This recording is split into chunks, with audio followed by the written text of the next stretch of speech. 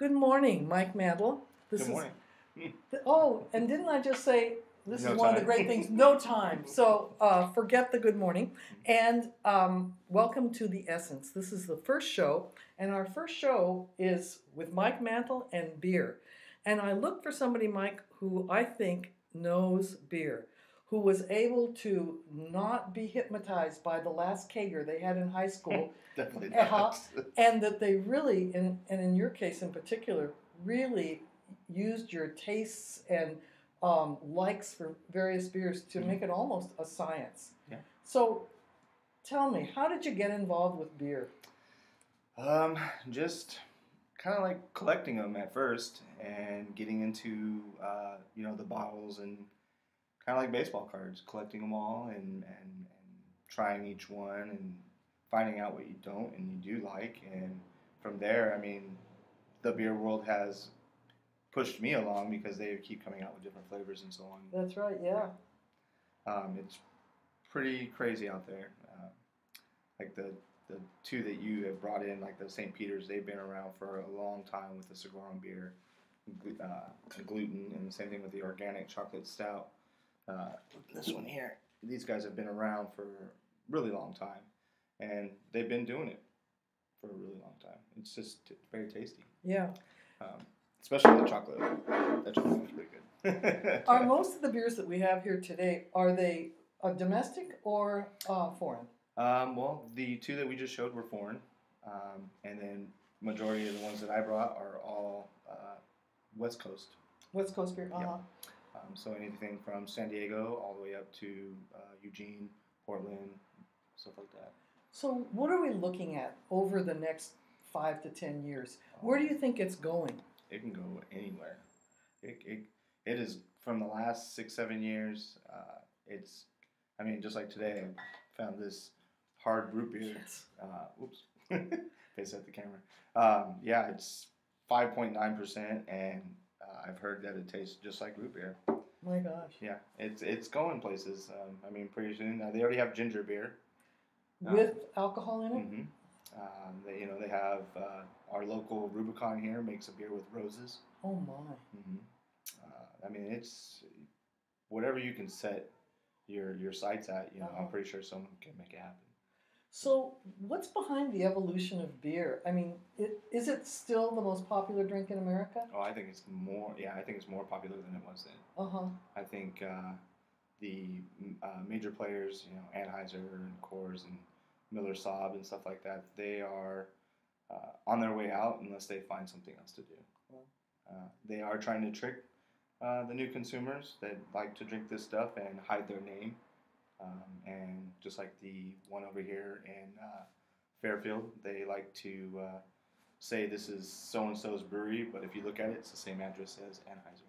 Wow, so Isn't that something? Yeah, it sounds like a little bit of trickery. It sounds like the tobacco industry and vaping. Yeah. So at this particular time, we have a lot of choices, and do you really think that we are going to go to extremes? We said there's going to be bacon. There's bacon beer. There's bacon beer already, which is, like we said, a Roush beer.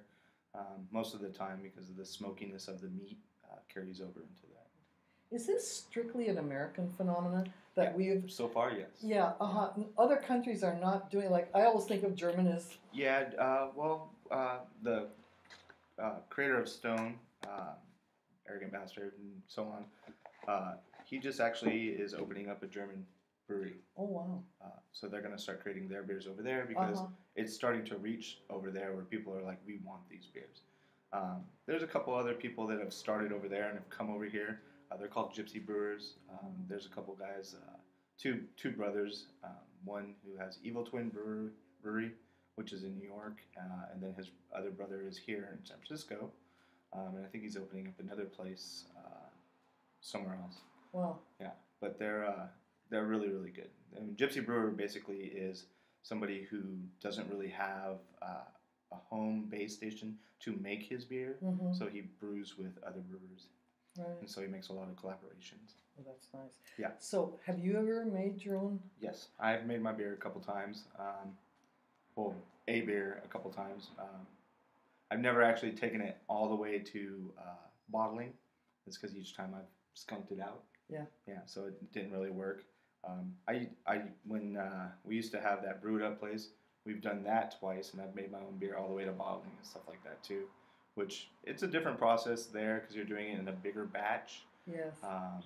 And then you come back and like depending on what beer you're making, because on fermentation.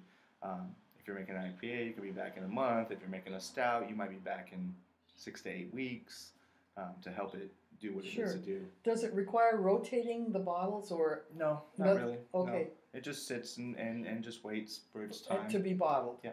Okay, and then do they still use the capping machines? Yep, they still have it. Well, when they used to have that over there, it's gone now.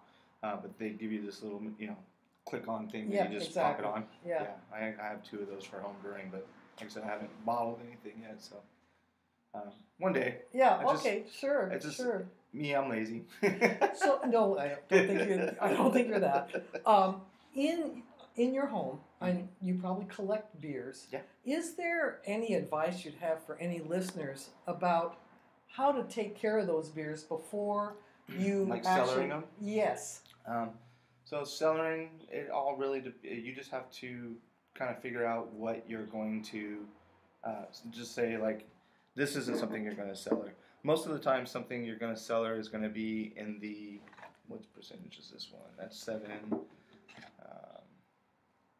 That's definitely not going to be. I don't think we have anything that we could cellar in here. But anything above 9% is something you could cellar. Okay. Once it's cellared, you can lay it flat. Then that's the big thing. People like to lay them flat, or people like to keep them upright. Some of the bottles will tell you exactly what to do. Mm-hmm. Some of them will tell you, like if it has a cork, like wine, to keep the cork wet. Oh, okay. Don't let it dry out. Or some people will say, hey, if you keep it up, it will grow mold on the top, and you'll get, you just destroyed your beer. Yeah.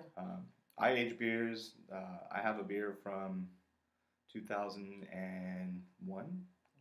Yeah, it's San Nicolas. It's a foreign beer. And basically, at the time when the beer came out, it was the highest alcohol at the time. And now the limit is just huge. Yeah. Well, do you see, like, in wine we pair with... they put wine barrels into beers. Oh, my gosh. Yeah, so there's some really good ones out there. I'm not a big wine drinker, but beer has definitely, the Chardonnays and this and that. They tell you exactly what they're doing with these things. Yeah. That's fabulous. There's a lot of fruit beers out there now. One of my favorite breweries is called Cascade.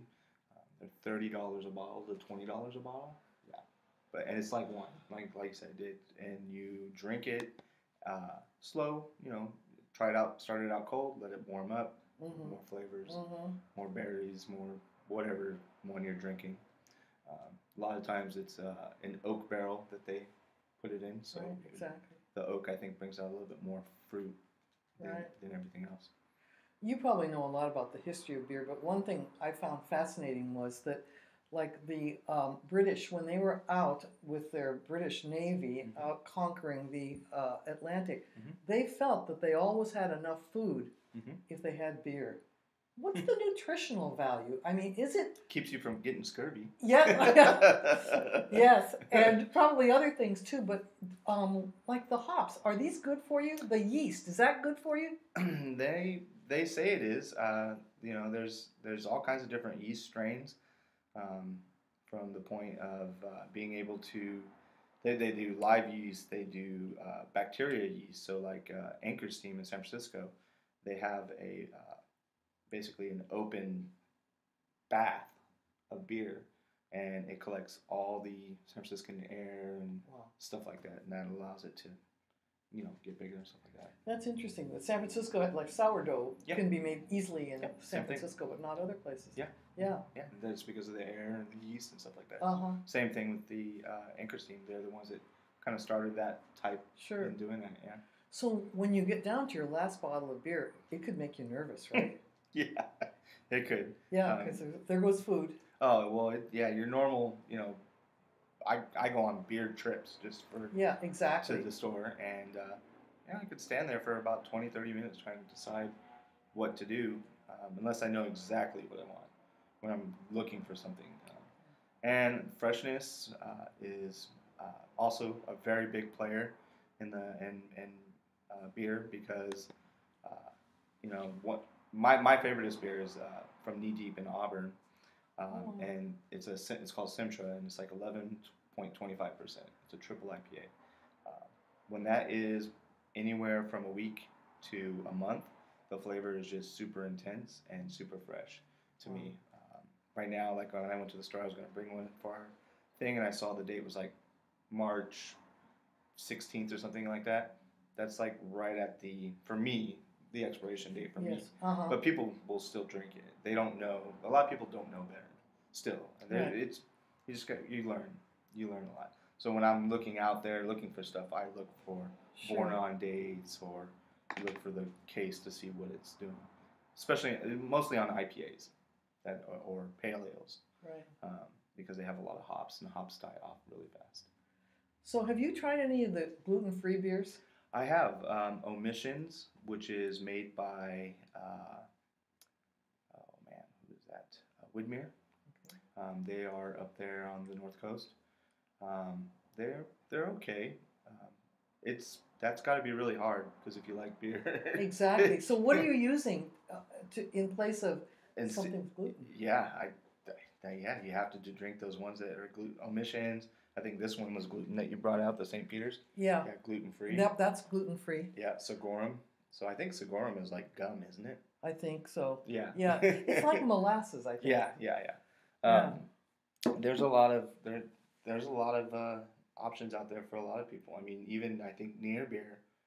Yes. Is coming around to having flavors and catching on to the gimmick, you should say. I just saw a commercial recently that wasn't Budweiser, Coors, Miller.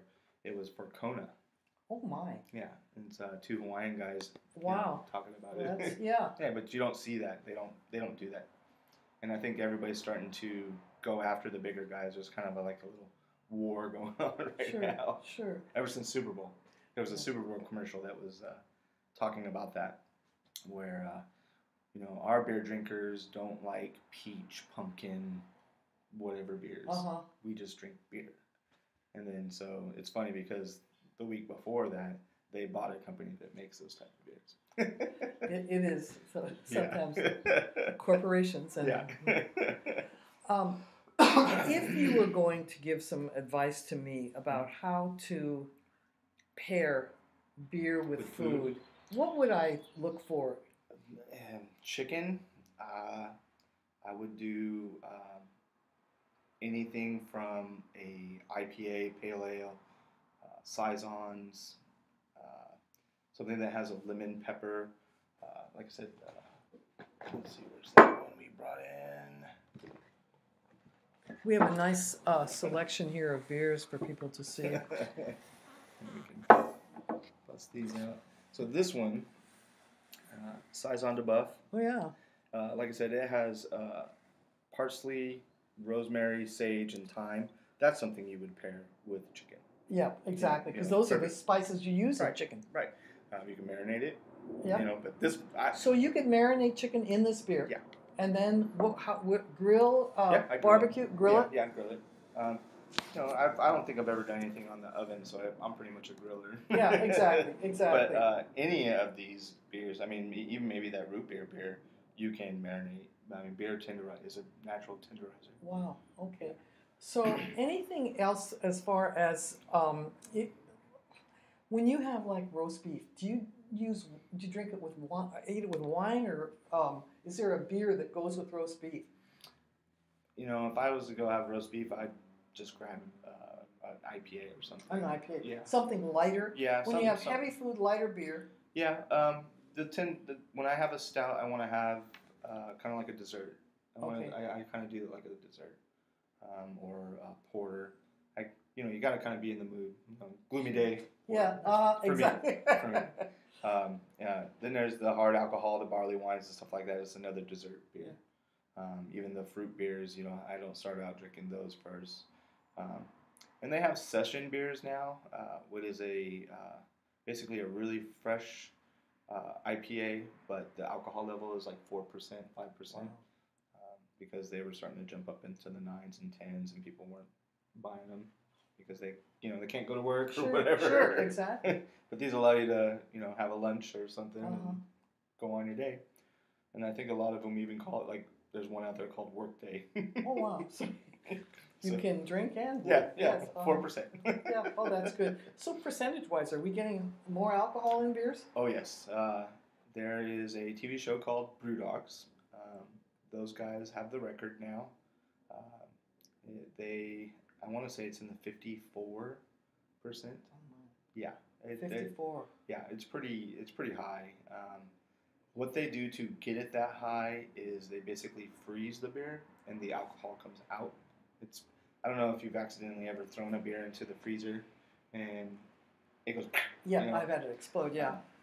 There's a barrel-aged Bigfoot one that I did that with one time, which was a sin. Oh, wow. But I caught it right before it was ready to explode, and I let it melt back down a little bit, and I let it drip into my glass, and the concentration was just ridiculous. Because the alcohol is like pulling out of the beer. Sure. So it's more alcohol at that time.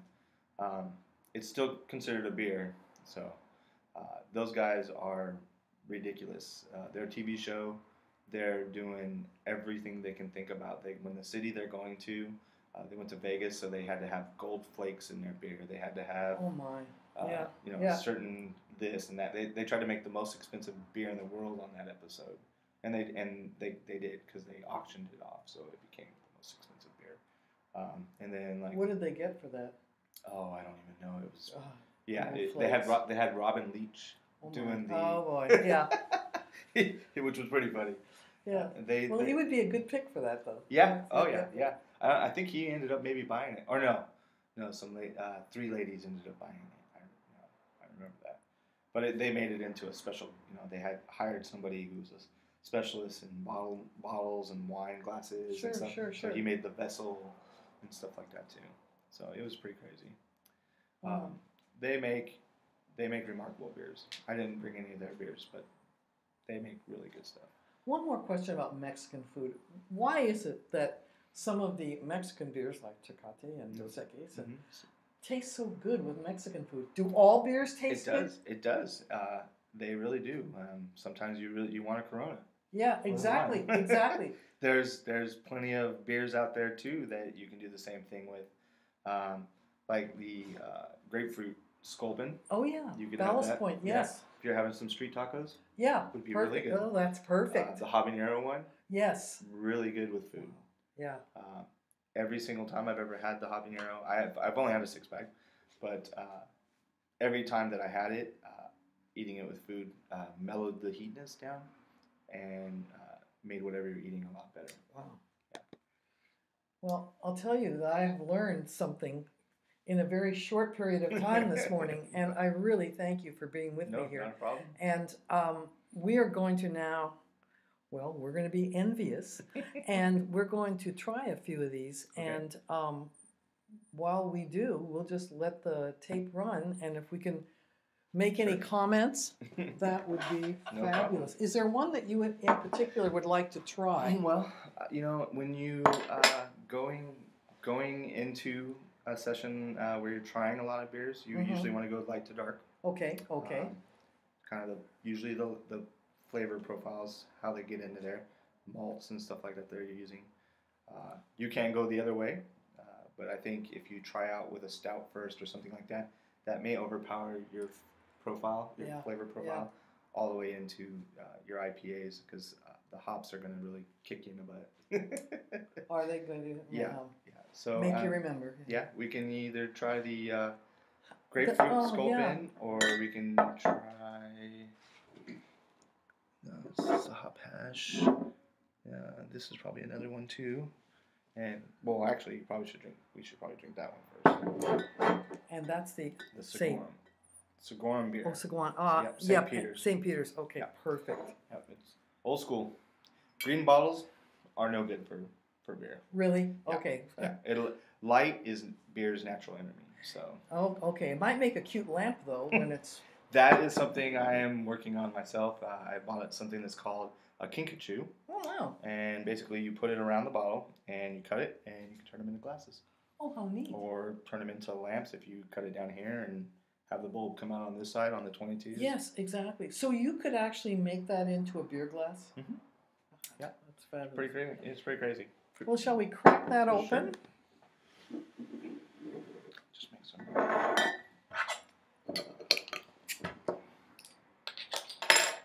Okay. First, I'd probably smell. Oh yeah. What are we looking for? So, in that, Segurum, I'm not too sure. Wheat. It says contains no wheat or barley. That's usually part of the Puritan law, which is 4 ingredients. That's a German law. Okay. So water, hops, yeast, and barley. So this right there, no wheat or barley.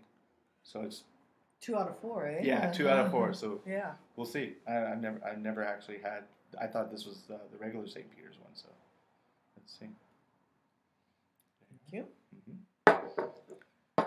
And one of my big things is to learn cheers in every language. Oh, that's fabulous. Yeah. Most languages, I should say. I don't know them all, but I do. I try to teach my daughter some of them every once in a while. My favorite one is the German one, which is Prost. Prost. Yep. So we can start out with that.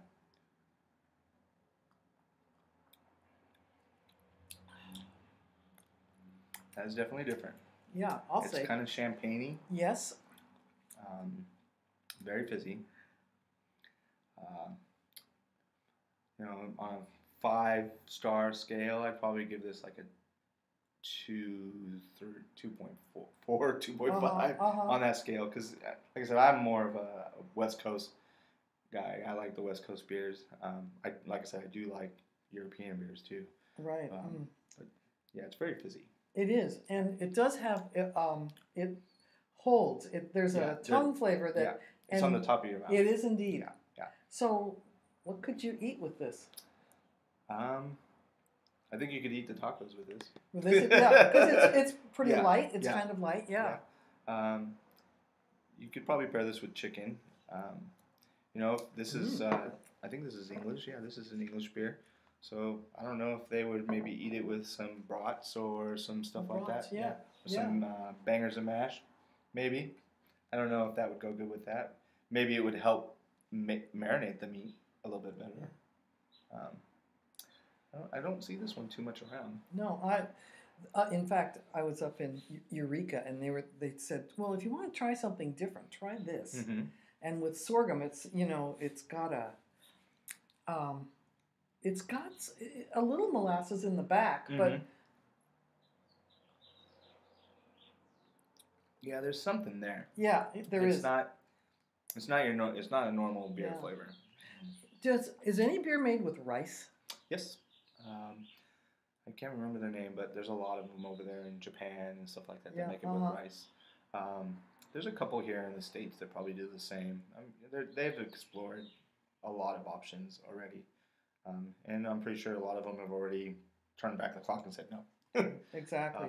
There's a company over in Delaware by Dogfish, and he has a certain series called Ancient Ales. Oh. And he basically takes those and he basically went to, I don't know if it was Aztecs or Mayans or something like that, but he went down there and they chew corn and they spit it back in, and it makes a certain alcohol from that, and he created a beer off of it. So he had his whole company chewing buckets of corn. Oh my! And spitting it back in. But wouldn't that be a great job? Yeah. They do it every year, and it's funny because the first time they had a TV show, and they showed it on the TV show, and then every once in a while you'll see it online or something when they come back out with it, and the people just go, "I hate this," because it's chewing corn and chewing the whole day, And that it'd be interesting to be asked, "Oh, what's your job?" I'm a corn chewer. Yeah. And there's the health. Yeah. Like, oh my God! Yeah. People exactly. Yeah. There's a lot of people. probably wouldn't happen in the States. No, it does. Does it really happen here? Yeah, no, that's what he did. He had his whole. Where is this taking place? Delaware. Delaware. Yeah. Oh my gosh. Yeah, they did it, and they had everybody make sure they didn't have anything going on or anything, but yeah, everybody spit into it, and then alcohol, once it's boiled would clean and stuff everything like that, up, so that's not a problem. Yeah. And then once it fermented and everything like that. Sure, that is pretty great. crazy. Yeah. Yeah. Okay, yesterday I heard something very interesting. What are the 5 best-selling beers in the world? In the world, because there's such major players, obviously Budweiser, and Bud Light. Those are probably in the top 5. And it's not saying that they're great. I think it's just a lot of people are misinformed or like the price of it, maybe. Yeah, exactly. They're so big they can drop the price. Yeah. There's a huge fight over hops nowadays, so hops cost a lot of money, so that's why these guys are $15 a 6-pack or stuff like that. It's a really expensive hobby. Yeah. I heard, I don't know if this is true, but I heard that the best-selling beer in the world is called Snow from China. And China seems to be a huge market now for beer. Mm-hmm. Mm-hmm. I've heard that name before. That I've seen that statistic that you said, and yeah, it was like Snow and one of the Mexican beers that's down in Brazil or something like that. Yeah, because I think Brazil is a huge capita, so absolutely, people down there drink a certain kind too. It's definitely different around the world. I don't know if they've really gotten into what we have here when it comes to the flavors. I think we've kind of always been the people that have tested that limit on that. Not to say that they don't make good beer. I've never had a Brazilian beer. Yeah. I've had a couple of regular beers from Japan and maybe a couple other beers from other Asian countries. But, a lot of them are pretty much, what would you say, pea beers. Yeah. Because they'll break your seal and you'll go that many times and it's like water. Yeah, exactly, So, exactly. And they're super cheap and everybody drinks them. Yeah. And just like Budweiser. Sure. They are very, I don't think I've had a Budweiser since high school. Oh my gosh. God, so yeah, it's been that long. I've always enjoyed Sierra Nevada Pale Ales.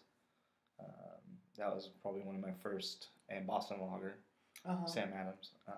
Those were kind of the gateway. Your gateway beers. The gateway beers. Along with the malt liquors, back then. Had to have your little Mickey's 40s and stuff like that. Sure. But I think those helped push, and then along came Lost Coast and a couple other places that started pushing the envelope everywhere. We were pretty lucky that California was one of the first places that really kind of started it off like that. The Mendocino Brewery that used to be called New Avalon.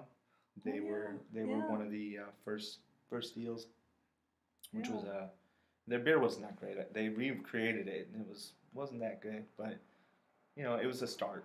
Yeah, it was a start. And all these guys all started in home brewing. They all got books, every one of them. They're all good reads too. Oh, that's great. Yeah. I can tell you read a lot about beer. I do. I got a lot of books. Yeah. Do you have, if you had choice of doing something that was like maybe a beer drinker's dream, where would you go in the world to try beer, and where would it be? I'd stay here. Would you really? Yeah. God. I'd stay here. I mean, this whole coast is, to me, the best. There are other beers in the States that are really good and they stand out alone. Yeah. But every time I've tried the East Coast, they don't compare to the West Coast. To me, I mean, some of the East Coast people will be like, "Oh, you don't know what you're talking about." Sure. But I think we're pretty spoiled. San Diego is one of the huge meccas. Sacramento's becoming a huge mecca of beer. Portland, Oregon, all those guys. Seattle, it's just huge. The per capita of beer to people there. It's just within the last year, I think Sacramento's probably had 6 or 7 more breweries pop up. Oh my. Yeah. So yes, your charming wife keeps me kind of exactly and up to date on the newest breweries. You're getting one right around the corner. Yeah, This is good. This is good. Yeah, they're everywhere now. I mean, Hoppy's been here forever. Yeah. Do you ever go there? Not as much. My friend used to work there, so I'd go in there just to visit with him. Never really been there. I don't really like their food as much. Yeah, I know. Yeah, their food's not so great. Their beers are average. I don't. He does. The guy that I knew that worked there, he was one of the guys that helped make the beer, and they made like a cucumber saison beer. So they make all kinds of crazy things. Sure. They also have a beer that they bring out every Christmas. That's just really good, and that in its own self, on seasons, is its own thing too. Sure. So Christmas has its own type of beers. Everything tastes like Christmas trees, right? Chai, spice, teas, ornaments, ornaments and stuff like that. Yeah, there's a lot of good different things, and then fall they have the pumpkin. Nut beers and stuff like that. I know there's summer ales and summer ales and there's spring ales and winter ales. Winter ales are usually stouts and barley wines. Keep your blood warm. Sure. With all the crops that we grow in California, even with our water shortage, we still find ways. Yes, exactly. Yeah. But why can't we grow more hops? Sacramento used to be a hop city. Yes, exactly. Yeah, they used to be. The only people that we see growing hops in this area now is Roostaller, which that name was from one of the original breweries in Sacramento called Buffalo. And now I think there's even a brewery coming out called Buffalo. Maybe they bought the name or something. But yeah, there's a little, they have a little tiny space out there past Davis. Oh, okay. If you ever, when you're going past Davis, if you look to the right before, what's that city right after them? North Woodland? No, not Woodland. On the freeway off of 50. Oh, yeah. Yes. Well, if you don't know our area of California. We got a map. Oh, yeah. Look at it. We have Brazil right there. No, they have a little hop area out there. Sure. They grow their own hops, and Sierra Nevada, they have a giant acreage of hops, so they grow it right next to the facility. If they're needed and the price is top price for hops, why don't more people plant hops? Probably takes a lot of water. Yeah, yes. Yeah. Okay. The Willamette Valley, and Oregon, all those guys way up there, they are doing it really good because they get a lot of rain. Yeah, so. That's true. Yeah. You can grow hops though pretty easy. Yeah. I've never done it. I want to. I love to see them climbing. Yes, they're beautiful. very beautiful. Yeah. They're very beautiful. And the smell is pretty interesting too. Yeah, they're pretty close cousins to the other stuff. Yes, which will appear in beer any day now. Yeah. Oh, they have it already. Oh, probably. do they? Yeah, I'm pretty sure there is. With Colorado, Colorado's another mecca of beer. Yeah, I'll say. My brother lives there, and he is he's trying to be. I showed him that he can get his. Oh man, I'm drawing blanks now. Oh, that's right. Basically, his license or certificate for. Yeah, it's a license. What's the word? Not consigliere. Oh my gosh. Brewmaster or something. There's a certificate. Yeah. There's 2 certificates you can get, and you have to study really good for them. You have to know your flavor profiles. You have to know certain things, and he's working on that, and he's in the food industry right now. And so him coming from here, knowing the beers from here, helps him in Colorado because Colorado is flooded with Colorado beers, and they make. They're still considered West Coast. Of course, exactly. It's the West. Yeah. Yes. So they count on that too. Oh, that's great. Yeah. I have to put in a little plug for Montana because every time I go to Montana, which is yearly, new breweries and actually distilleries as well. Yeah. But that state we don't see those here. Yeah, I am too. Moving ahead. And you mentioned Oregon. We both have kind of brew shirts on this morning, but this one, I'm going to just stand up a little bit and see. This is McMiniman's from Raleigh Hills Pub. McMiniman's is huge up there. I gotta say, it's one of my favorite beers. That ruby red is just, Is it ruby as in like a pomegranate, or is it more like a ruby grapefruit? I think it's more like a ruby grapefruit. Oh, it's just. Yeah, fruit brings out a lot of flavors in beer. Yeah, it does. Like this grapefruit Scopen that we're talking about, the flavor of that is just ridiculously good. It's 18, 17, 16, 99 a 6-pack. Oh my god! So yeah, you're looking, you go to the pub, you pay $7-8 for a beer off the tap, or you can pay it out of the bottle. Yeah. Oh yeah. They're putting in their work. That's for sure. Well, Mike Mantle, thank you so much for being here on the Essence, and thank you. Salud. Salud. Mabuhay.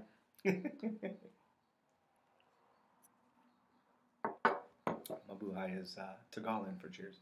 Oh wow. That Tagalog? Yeah, Filipino. Oh yeah. Yeah, we try to learn it all.